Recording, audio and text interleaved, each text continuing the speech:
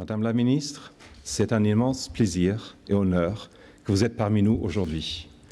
Nous imaginons à quel point votre agenda dans le gouvernement est chargé et le fait que vous soyez ici montre à quel point vous personnellement, mais aussi la France comme pays, s'est engagé sur ce sujet, a créé l'accord historique de la COP21 et continue à rester engagé sur le sujet. Et ça, c'est évidemment une importance primordiale pour notre travail et aussi pour le progrès dans notre monde. Donc un grand merci d'être parmi vous et je vous invite à prendre la parole.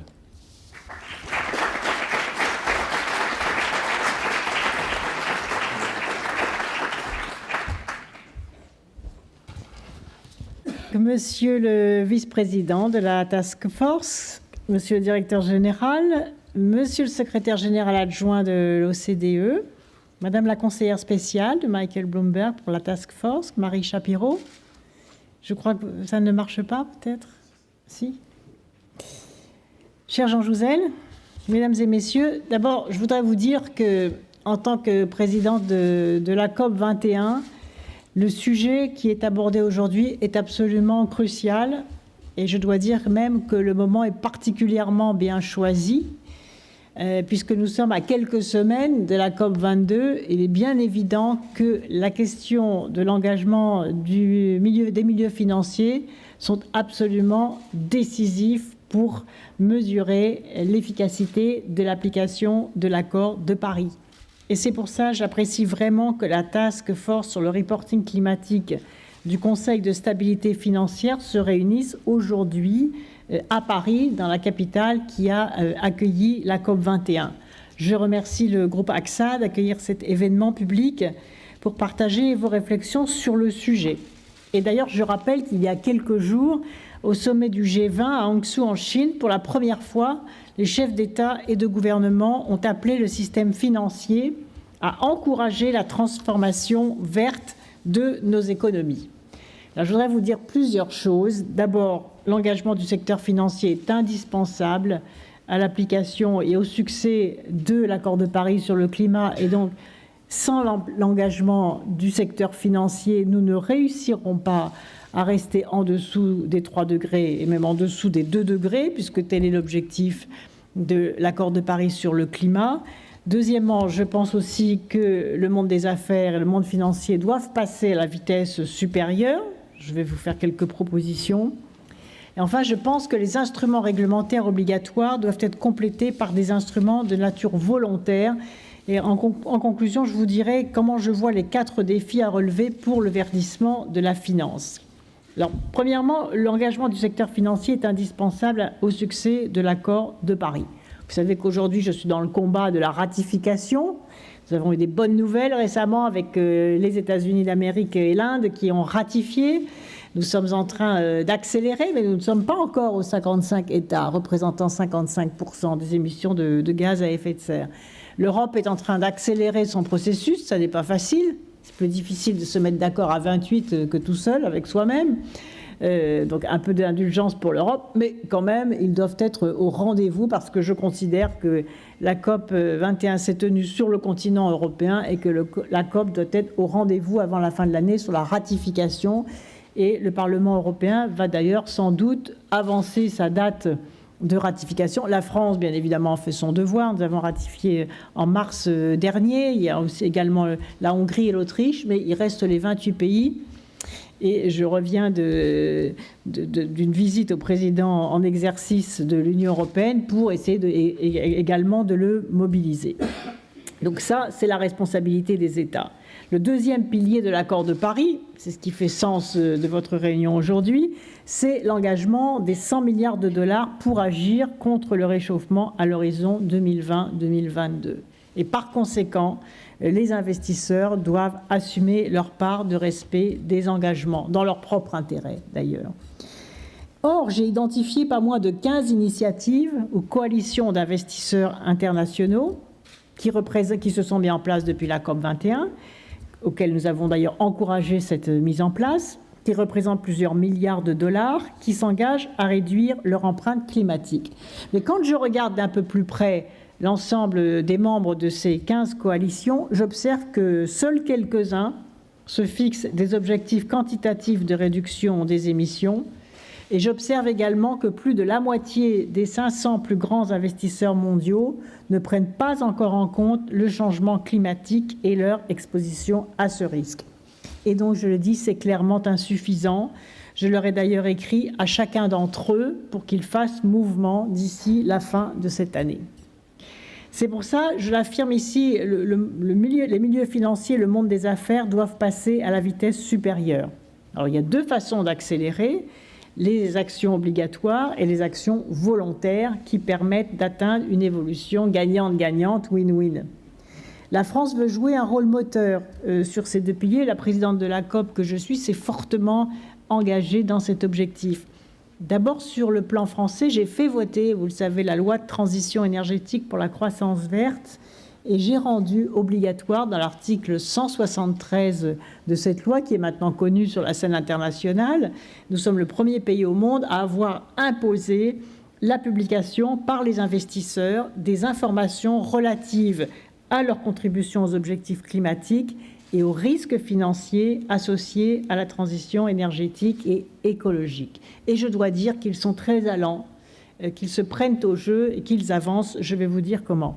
Juste pour préciser aussi que dans cette loi de transition énergétique que j'ai fait adopter par le Parlement, il y a le prix du carbone. La France s'impose un prix du carbone. Ce sera dans le projet de loi de finances dans quelques semaines qui va venir au Parlement, à hauteur de 30 € la tonne pour l'instant. Et donc j'ai voulu aussi que, ayant reçu la COP21 dans notre pays, nous nous appliquions à nous-mêmes ce que nous avons recommandé aux autres. Nous nous sommes donc imposé un prix du carbone, nous nous sommes imposé le reporting climatique et nous allons mettre sur le marché les premiers green bonds d'État, comme le président de la République d'ailleurs l'a rappelé au G20. Cette obligation du reporting vert, financier vert, l'article 173, entre en vigueur cette année et met sur des conditions de concurrence équitable toutes les entreprises. Et au fond, le basculement, c'est qu'il faut que pour les entreprises, et ça commence à se faire, ce soit un atout, ce soit un plus, ce soit un argument de valeur ajoutée que d'être au clair avec ce reporting vert et d'être capable de produire en effet les stratégies bas carbone et la question des risques climatiques intégrés donc à ce reporting. Mais je pense aussi que les instruments réglementaires comme celui-ci doivent être complétés par des instruments de nature volontaire. Et c'est pourquoi je souhaite convaincre par l'exemple et donner au secteur privé des raisons d'agir. C'est pour cela que j'ai lancé, vous le savez, en tant que présidente de la COP21, un label financier, le label financier Transition énergétique et écologique pour le climat. Et celui-ci est déjà un succès. Je me réjouis d'apprendre tout à l'heure, vous venez de l'annoncer, que AXA va y participer. C'est un véritable intérêt, c'est une montée en puissance au plan européen. À ce jour, 7 fonds ont déjà été labellisés par mes soins pour un montant total avoisinant le 1 milliard d'euros. Et je ne doute pas qu'AXA va entraîner, vous allez entraîner d'autres investisseurs. Et je pense que ce qui pourrait être intéressant aussi, c'est de mettre au point une ingénierie financière qui va permettre à ceux qui sont encore éloignés par leurs préoccupations de ces problématiques climatiques, auxquelles ils ont d'ailleurs tout à gagner, et c'est ça qui est en train de se passer, c'est qu'il y a un basculement du milieu des affaires, du milieu financier, qui ont compris que de toute façon, ne pas agir contre le climat va leur coûter beaucoup plus cher que d'agir pour le climat, et que même agir pour le climat, ça peut rapporter. Et donc si ce basculement est accéléré, c'est-à-dire si des pionniers comme il y en a dans cette salle, accélèrent et se saisissent de ce label financier, je pense que ça peut déclencher une dynamique positive qui va permettre à la planète vraiment de réorienter les flux financiers vers la croissance verte et par conséquent non seulement de diminuer le réchauffement climatique, mais aussi de développer les activités et les emplois dans tous les secteurs concernés qui vont avec. J'ai également lancé en juin dernier à Paris, à l'occasion du Business Dialogue, puis à Londres, le 28 juin, lors du Climate and Business Summit, le prix international du meilleur reporting climatique pour les investisseurs.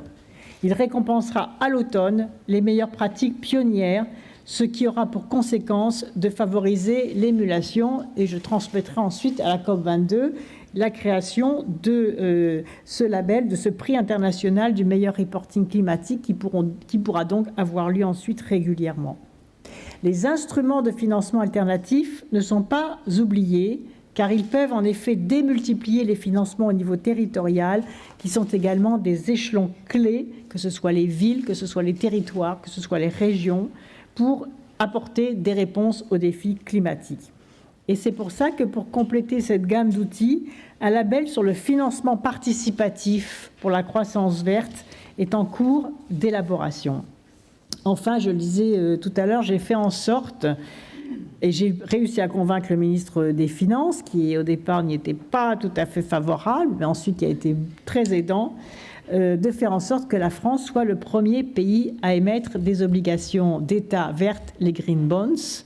Cette opération de plusieurs milliards d'euros financera notamment les investissements verts du 3e programme d'investissement d'avenir, programme qui sera inscrit également dans le projet de loi de finances pour 2017 présenté cet automne. Le groupe de travail interministériel chargé de définir les modalités de ces obligations se réunira vendredi prochain entre le ministère de l'Énergie, qui est de ma responsabilité, et le ministère des Finances. Enfin, je voudrais pour terminer vous rappeler les 4 défis à relever pour le verdissement de la finance. D'abord, il faut une convergence des initiatives et des coalitions qui sont foisonnantes dans ce domaine. Ensuite, il faut une transparence de la finance verte. Je crois que c'est le 2e objectif à atteindre. Le 3e, c'est une normalisation de l'exigence quant à ce qui peut être considéré comme un projet vert. Sinon, le système est assez dangereux. Sinon, on bascule dans le greenwashing. Et si on laisse des investisseurs être dans le greenwashing, ça peut porter préjudice à tous les investisseurs sérieux. Donc, il est très important qu'il y ait une autodiscipline, que les investisseurs définissent entre eux aussi ce qui peut être vraiment considéré comme de la finance verte et ce qui n'est pas de la finance verte. Et enfin, il va falloir fixer des cibles sectorielles de réduction d'émissions pour pouvoir évaluer les pratiques. Donc la 4e phase, la phase d'évaluation, est aussi tout à fait cruciale. Donc je vous invite à vous organiser aussi au sein de cette task force. C'est à vous, en partenariat entre vous, d'élaborer ces règles, qui ne viendront pas d'ailleurs, qui doivent être évaluées, précisées, discutées, pour qu'elles soient rapidement mises sur la table, pour qu'il n'y ait pas une espèce d'anarchie dans l'auto-attribution d'un label vert. J'ai compté en effet pas moins d'une vingtaine d'initiatives. Ce foisonnement avait tout son sens en phase de sensibilisation autour de ces enjeux climatiques, mais je considère qu'à l'approche de la phase de maturation, une convergence progressive de toutes ces initiatives devient désormais une nécessité. Et d'ailleurs, je réunirai les coalitions à la fin du mois d'octobre pour dresser un bilan de ces engagements. Et pour les y aider, nous allons mettre en place une plateforme réunissant toutes les coalitions pour accélérer la mise en œuvre sur le terrain de la finance verte. Le 2e défi que j'évoquais, c'est la transparence de la finance verte. Nous avons clairement besoin, je le répète, d'éviter le greenwashing qui serait néfaste à l'essor de ce marché en pleine ébullition. Il faut donc de l'autorégulation des investisseurs. 3e, une standardisation est nécessaire pour créer un véritable marché des actifs verts transparents sur l'additionnalité qu'ils sont censés apporter. Et enfin, les premières obligations d'État vertes émises par la France visent également à élever le niveau d'exigence sur ce marché en plein essor. L'ADEME et l'AFNOR vont contribuer à définir au niveau international un standard de reporting climatique pour les entreprises et les investisseurs. Et nous allons relancer le groupe de travail initié par le VVF avec les principaux acteurs concernés pour harmoniser la certification des obligations vertes. Bref, nous sommes en offre de service. À vous de vous en saisir, parce que c'est d'abord votre affaire, à vous, investisseurs financiers, AXA, qui est vraiment en première ligne, le groupe Bloomberg, qui sont en première ligne, qui ont pris cette initiative. C'est à vous aussi de vous en saisir. Nous pouvons accompagner, nous pouvons donner des labels, nous pouvons aider à faire en sorte que les coalitions se rassemblent et qu'elles s'inscrivent bien dans l'application de l'accord de Paris. Mais je pense qu'il nous reste à imaginer une ingénierie de partenariat à mettre en place pour finaliser, si possible avant Marrakech, parce qu'il y aura aussi un événement finance verte fort à Marrakech et j'aide cet événement à se monter. Et puis, bien évidemment, dans le processus, puisque nous devons mettre en place les 100 milliards de dollars, il y aura des comptes à rendre aussi. Et les autorités gouvernementales du Maroc, que j'ai rencontrées récemment pour préparer la COP22, sont très attentives. Je le rappelle, ça sera une COP africaine, donc les pays les plus vulnérables et les plus pauvres vont être très attentifs sur le point de savoir si les pays développés, les pays riches, ont tenu leurs engagements sur la question de la mise en place des 100 milliards de dollars d'ici 2020. Combien il y en a? On dit qu'il y en a 50, 60, les chiffres varient, mais il va y avoir le rendez-vous des comptes à rendre bientôt, début novembre, à Marrakech. Et nous avons vraiment intérêt à être à la hauteur des engagements qui ont été pris à Paris pendant la COP21, parce que c'est une question de crédibilité de ceux qui ont signé l'accord et de ceux qui ont ratifié l'accord. Enfin, le 4e défi, c'est de fournir une base d'objectifs climatiques sectoriels pour tenir l'objectif de la transparence de la finance verte. Et donc, il est très évident, et vous l'avez dit d'ailleurs tout à l'heure, d'avoir des cibles scientifiques est la seule voie pour mesurer les progrès accomplis par les entreprises. Et c'est là, bien sûr, que les scientifiques, cher Jean Jouzel, peuvent intervenir, parce que ce sont eux qui ont fait le rapport du GIEC, et ce sont eux qui vont pouvoir crédibiliser aussi les actions relatives aux articulations entre la finance verte et la réduction du réchauffement climatique. Voilà, pour terminer, je voudrais insister de nouveau sur l'importance de cette réunion, vous remercier à nouveau de votre initiative tout à fait cruciale, vous dire que je suis à votre disposition pour vous aider de toutes mes forces pour faire en sorte que ce processus avance et puisse être finalisé au moins partiellement à la prochaine conférence de Marrakech, que c'est une des lignes forces majeures de l'accord de Paris, que le succès de la transition climatique passe par notre capacité à mobiliser les financements, notamment privés, à la hauteur des enjeux. Répondre aux défis climatiques, c'est évidemment une priorité qui s'inscrit dans une problématique plus large d'une économie sobre en ressources, d'une économie résiliente, d'une économie équitable, d'une économie qui cesse de prélever excessivement sur les ressources naturelles. Vous le savez, à l'heure où nous sommes, depuis un mois, nous vivons un crédit jusqu'à la fin de l'année. C'est-à-dire la planète a déjà consommé la totalité des ressources naturelles produites qu'on aurait simplement le droit de consommer. La France vit comme s'il y avait 3 planètes, les États-Unis comme s'il y avait 5 planètes. Et donc, ça n'est plus possible. Et d'autres vivent comme s'il n'y avait qu'un dixième ou qu'un centième de planète. Et donc, ces problématiques-là, elles sont absolument majeures. Et comme on le sait aussi, elles ont quelque chose à voir avec les crises humanitaires les plus graves. Réussir le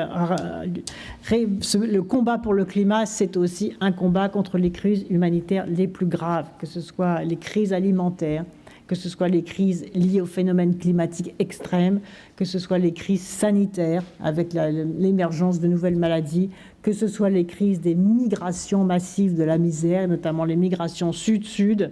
Si nous ne réussissons pas à lutter à rétablir le climat compatible avec l'harmonie entre les hommes et la nature, ce sont 700 millions de réfugiés climatiques qui vont se déplacer à la fin de ce siècle. Et donc, il y a un lien très étroit entre la question de la sécurité et la question du climat. Alors, en disant cela, je réalise que je suis loin des enjeux financiers, mais en fait, non. Non, tout cela est très rapide. Il y a une urgence. Et ce qui est nouveau, ce qui m'a frappé au cours de l'année 2015, lors de la préparation de la COP21, c'est que pour la première fois, il y avait un basculement du monde des affaires. Il y a eu cette vaste réunion de 2000 chefs d'entreprise et investisseurs à l'UNESCO. Et donc, pour la première fois, il y a eu un basculement avec l'ensemble des scientifiques du monde entier qui étaient là. Et pour la première fois, la finance et l'économie se sont dit, mais oui, le réchauffement climatique d'abord touche tout le monde, et ensuite va nous coûter beaucoup plus cher que si nous ne faisons rien. Et faire quelque chose, comme je l'ai dit tout à l'heure, c'est aussi une mobilisation de la créativité humaine, de l'intelligence humaine. Vous connaissez une belle phrase du philosophe Hölderlin, là où croit le péril, croit aussi ceux qui sauvent. Alors soyons imaginatifs et créatifs collectivement, parce que le monde nous attend et que ce monde-là ne peut plus attendre. Merci beaucoup.